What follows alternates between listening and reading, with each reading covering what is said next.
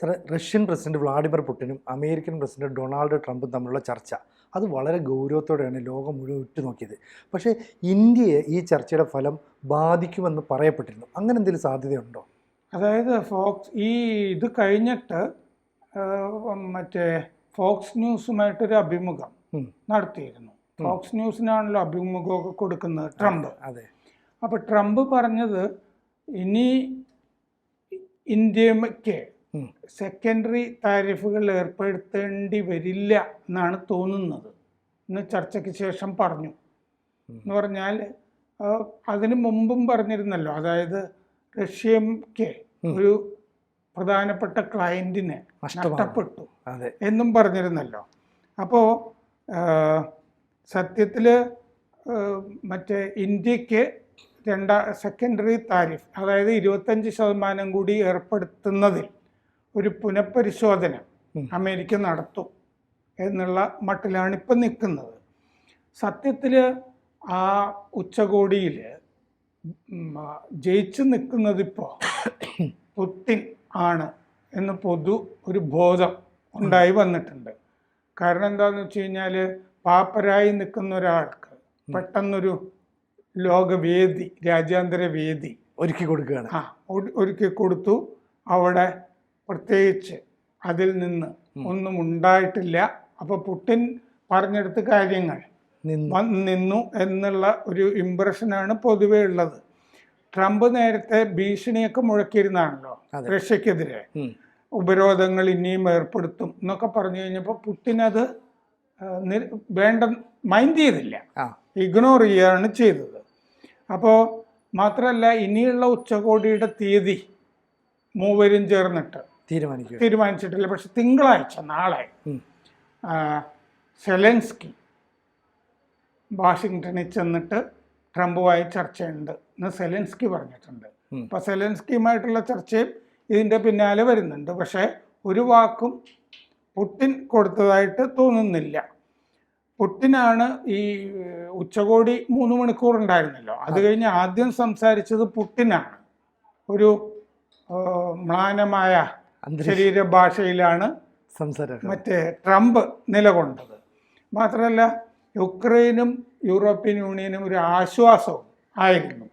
പ്രത്യേകിച്ചൊന്നും ഇതിൻ്റെ അകത്ത് ബലമുണ്ടായതായിട്ട് തോന്നാത്തപ്പോൾ. ബലം എന്തെങ്കിലും ഉണ്ടായിരുന്നെങ്കിൽ ഇന്ത്യക്ക് വലിയ പ്രതീക്ഷയ്ക്ക് വകയുണ്ടായിരുന്നു.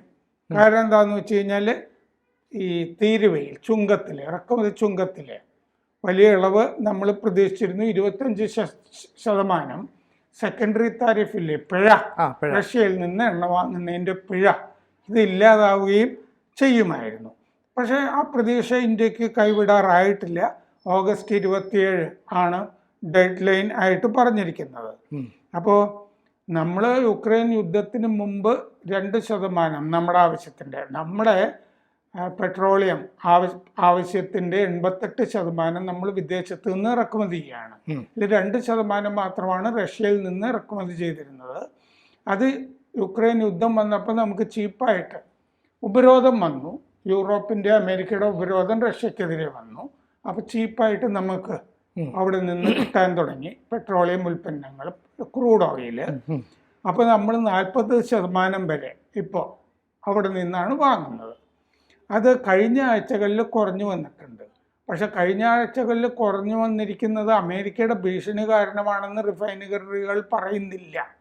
റഷ്യയിൽ നിന്ന് കിട്ടുന്ന എണ്ണയ്ക്ക് വില കുറച്ച് കൂടിയിട്ടുണ്ട്. റഷ്യ വില കൂട്ടി തുടങ്ങിയിട്ടുണ്ട്. അപ്പോൾ അതുകൊണ്ട് നമ്മൾ വാങ്ങിക്കാതിരുന്നതാണ്. അതല്ലാതെ കേന്ദ്രം ഞങ്ങൾക്കൊരു നിർദ്ദേശവും തന്നിട്ടില്ല എന്ന് റിഫൈനറികൾ പറയുന്നുണ്ട്. അപ്പോൾ വെള്ളിയാഴ്ച ഫോക്സിൽ ട്രംപ് പറഞ്ഞു, റഷ്യക്ക് ഇന്ത്യയെ നഷ്ടമാവുകയാണ്, ഇന്ത്യക്ക് മേലുള്ള ഉപരോധം പുടിൻ ആണ് കൊണ്ടുവന്നിരിക്കുന്നത്, ആണല്ലോ അമേരിക്കയുടെ ഉപരോധം കൊണ്ടുവന്നിരിക്കുന്നത്. അപ്പോൾ രണ്ടാമത്തെ കസ്റ്റമറേയും ചിലപ്പോൾ നഷ്ടമായേക്കാം എന്ന് ട്രംപ് പറഞ്ഞു. ആ കസ്റ്റമർ എന്ന് പറയുന്നത് ചൈനയാണല്ലോ. അത് ശരിക്കും ഒന്നാമത്തെ കസ്റ്റമറാണ്. ഒന്നാമൻ പോകും എന്ന് വന്നാൽ രണ്ടാമനെ നഷ്ടപ്പെടുന്നു എന്ന് വന്നു കഴിഞ്ഞാൽ റഷ്യ എൻ്റെ പരിധിക്ക് വരും എന്നുള്ള മട്ടിലാണ് ട്രംപ് പറഞ്ഞുകൊണ്ടിരുന്നത്. അങ്ങനെ പരിധിക്ക് വന്നതായിട്ട് അലാസ്ക ഉച്ചകോടിയിൽ കാണുന്നില്ല. ബുധനാഴ്ച American treasury secretary Scott Bessent പറഞ്ഞിരുന്നു, ഈ ഉച്ചകോടി പരാജയപ്പെട്ടാൽ 25% പിഴ ചുമത്തും ഇന്ത്യക്ക് മുകളിൽ എന്ന് പറഞ്ഞിരുന്നു. അപ്പോൾ യൂറോപ്യൻ യൂണിയനും ഈ ഉപരോധങ്ങൾ കൂട്ടണം ഇന്ത്യക്കെതിരെ എന്നും സ്കോട്ട് ബെസന്റ് പറഞ്ഞിരുന്നു. അപ്പോൾ സമീപ ആഴ്ചകളിൽ നമ്മൾ വാങ്ങുന്നത് കുറവാണ്. ഇന്ത്യ നമ്മൾ 27 രാജ്യങ്ങളിൽ നിന്ന് വാങ്ങുന്നത് 40 രാജ്യങ്ങളായിട്ട് കൂട്ടിയിട്ടുണ്ടെന്ന് ഹർദീപ് സിംഗ് പുരി പെട്രോളിയം മന്ത്രി പറഞ്ഞിരുന്നു. അപ്പോൾ ഡിസ്കൗണ്ട് കുറഞ്ഞത് കൊണ്ടാണ് നമ്മൾ വാങ്ങാത്തത്. അപ്പോൾ നമ്മൾ വാങ്ങാതിരിക്കാനുള്ള സാഹചര്യവും വന്നിട്ടുണ്ട് റഷ്യയിൽ നിന്ന്. അപ്പോൾ നമ്മുടെ എണ്ണ ഇറക്കുമതിക്ക് താരിഫുമായിട്ട് ബന്ധമില്ല, വിപണിയിലെ അതിൻ്റെ വിലയുമായിട്ടാണ് ബന്ധം. ഇത് നമ്മളെപ്പോഴും പറയുന്നൊരു കാര്യമാണ്. എണ്ണ ഇറക്കുമതിക്ക് താരിഫുമായിട്ട് ബന്ധമില്ല എന്ന് നമ്മുടെ രൺദീപ് ജയ്സ്വാൾ ഉണ്ടല്ലോ, വിദേശകാര്യ വക്താവ്, അദ്ദേഹം ആവർത്തിക്കാറുണ്ട്. അപ്പോൾ സെലൻസ്കി ട്രംപിനെ തിങ്കളാഴ്ച കാണുന്നുണ്ട്. ശനിയാഴ്ച ഉച്ചകോടിക്ക് ശേഷം സെലൻസ്കിയുമായിട്ട് ട്രംപ് സംസാരിച്ചിരുന്നു ഫോണിൽ. അപ്പോൾ പുടിനെ കണ്ട ശേഷം ഇപ്പോൾ യൂറോപ്പും കൂടി ഇതിൻ്റെയൊക്കെ ചർച്ചകളുടെയൊക്കെ ഭാഗമാകണം എന്നുള്ളതാണ് സെലൻസ്കിയുടെ നിലപാട്. സ്ഥലമൊന്നും വിട്ടുകൊടുക്കില്ല എന്നും പറഞ്ഞിട്ടുണ്ട്. അപ്പോൾ ഡൊണറ്റ്സ്ക് വിട്ടുകിട്ടണം അല്ലേ, ഗർസണിൽ നിന്നും സാപ്പറേഷ്യയിൽ നിന്നും ഒക്കെ ഇറങ്ങിയാലും ഡൊണറ്റ്സ്ക് വിട്ടുകിട്ടണം എന്നുള്ള മട്ടിലാണ് പുടിനുമായിട്ടുള്ള ട്രംപിൻ്റെ ചർച്ച പോയിരിക്കുന്നത് എന്നാണ് പറയുന്നത്. ഫോക്സ് ന്യൂസിൻ്റെ അഭിമുഖത്തിലും പറഞ്ഞിരുന്നു, സ്ഥലങ്ങളുടെ കാര്യം ഞങ്ങൾ ചർച്ച ചെയ്തിട്ടുണ്ട് എന്ന് ട്രംപ് പറഞ്ഞിരുന്നു. മൂവരും ചേർന്നുള്ള, അതായത് സെലൻസ്കി, പുടിൻ, ട്രംപ്, അങ്ങനെ ഒരു ചർച്ച നടന്നിട്ടില്ല എന്നും പറഞ്ഞു. അപ്പോൾ യുക്രൈൻ റഷ്യ യുക്രൈനിൽ നിന്ന് കുറെ കുഞ്ഞുങ്ങളെ റാഞ്ചി കൊണ്ടുപോയിട്ടുണ്ട് എന്ന് പറയുന്നുണ്ട്. അങ്ങനെ ആ കുഞ്ഞുങ്ങളുടെ ദുരിതം അവസാനിപ്പിക്കണമെന്ന് മെലാനിയ ട്രംപിൻ്റെ ഭാര്യ എഴുതിയൊരു കത്ത് പുടിന് ട്രംപ് കൈമാറിയിട്ടുണ്ട്. അപ്പോൾ ആയിരക്കണക്കിന് മൈനർമാരായ, അതായത് കുഞ്ഞുങ്ങളെ എന്നാണ് യുക്രൈൻ പറഞ്ഞിരിക്കുന്നത്, റാഞ്ചിയിട്ടുണ്ട് എന്ന്. അപ്പോൾ യുദ്ധത്തിൽ നിന്ന് കുഞ്ഞുങ്ങളെ ഞങ്ങൾ രക്ഷിക്കുകയാണ് ചെയ്തത്, അവരെ സംരക്ഷിക്കുകയാണ് ചെയ്തതെന്നാണ് റഷ്യയുടെ നിലപാട്. സ്ലൊവേനിയക്കാരിയാണ് ഈ മെലാനിയ ട്രംപ്. അപ്പോൾ റഷ്യൻ ബന്ധം വരുന്നില്ല, അതുകൊണ്ട് റഷ്യക്ക് എതിരാണ്. അവർ യുക്രൈൻ്റെ കൂടെയാണ് കൂടുതലും നിൽക്കുന്നത്.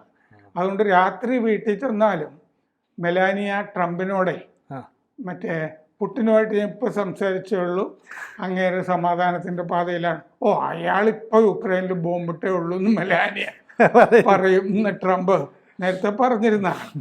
അപ്പോൾ മെലാനിയെ ഇത്തരം കാര്യങ്ങളിൽ സ്വാധീനിക്കുന്നൊരു ശക്തി കിടപ്പറയിൽ തന്നെ ഉണ്ട്. അപ്പോൾ അവർ കൊടുത്തൊരു കത്ത് കൈമാറിയിട്ടുണ്ട്. അപ്പോൾ ട്രംപ് പറഞ്ഞു എന്ന് കഴിഞ്ഞ ദിവസത്തെ സംസാരത്തിൽ സെലൻസ്കിയോട്, റഷ്യ വൻ ശക്തിയാണ്, യുക്രൈൻ വെടിനിർത്തൽ പ്രഖ്യാപനത്തിൻ്റെ കൂടെ നിന്നാൽ പോരാ, നേരിട്ട് ഒരു സമാധാന ഉടമ്പടിയിലേക്ക് പോകണം റഷ്യയും യുക്രൈനും എന്നാണ് ട്രംപ് പറയുന്നത്. സെലൻസ്കി ആവശ്യപ്പെടുന്നത് സെക്യൂരിറ്റി ഗ്യാരണ്ടിയാണ്, സുരക്ഷയുടെ ഗ്യാരണ്ടി. റാഞ്ചിയ കുഞ്ഞുങ്ങളെ തിരിച്ചു കിട്ടണം, യൂറോപ്യൻ യൂണിയൻ കൂടി ചർച്ചകളുടെ ഭാഗമാകണം, സ്ഥലങ്ങളൊന്നും വിട്ടുകൊടുക്കില്ല. അപ്പോൾ ഫോക്സുമായിട്ട് സംസാരിച്ചപ്പോൾ ട്രംപ് പറഞ്ഞിട്ടുണ്ട്, ലാൻഡ് സ്വാപ്സ്, സ്ഥലങ്ങൾ കൈമാറുന്ന ചർച്ച, സെക്യൂരിറ്റി ഗ്യാരണ്ടി കൊടുക്കും സ്ഥലം മാറുന്ന കാര്യത്തിൽ. അപ്പോൾ പുടിൻ ചെന്നപ്പോൾ മുകളിൽ ട്രംപിൻ്റെയും പുടിൻ്റെയും മുകളിൽ B-2 ബോംബറുകൾ പറന്നു. F-35 യുദ്ധവിമാനങ്ങൾ 4 എണ്ണം പറന്നു. 2 സൈഡിലും F-30 ലൈറ്റ്നിങ് 2 വിമാനങ്ങൾ, F-22 റാപ്റ്റർ ഒക്കെ ഉണ്ടായിരുന്നു. ഇത് പുടിനുള്ള സന്ദേശമായിരുന്നു എന്നൊക്കെ റിപ്പോർട്ടുകളിൽ കാണാം. കാരണം ബോംബറുകളാണല്ലോ ഇറാനെയൊക്കെ ശരിപ്പെടുത്തിയത്. കൂടുതൽ വാർത്തകളും വിശേഷങ്ങളും നിങ്ങളിലേക്ക് എത്താൻ ABC മലയാളം സബ്സ്ക്രൈബ് ചെയ്യുക, ബെൽബട്ടനും അമർത്തുക.